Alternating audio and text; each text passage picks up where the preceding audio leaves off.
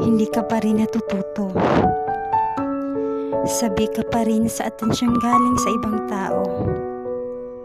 Sa tuwing mag-isa ka, pakiramdam mo ay may kulang. Hindi mo nararamdaman ang kakontentuhan sa tuwing ikaw lang. Nakatipende ka pa rin sa presensya ng iba para maging masaya. Naghihintay ka pa rin ng papuri para lang paniwalaan na magaling ka.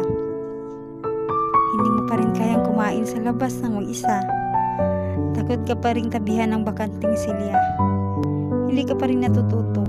Kulang ka pa rin ng tiwala sa sarili mo. Paunti-unti sumakay ka sa bus na di pamilyarang katabi. Manood ka ng sine mag-isa, bumangon ka ng masaya, kahit walang katabi sa kama at sabihin mo ang sarili mo na magaling ka. Sa totoo lang, kaya mong maging mainam na bersyong ikaw lang ang nakakaalam.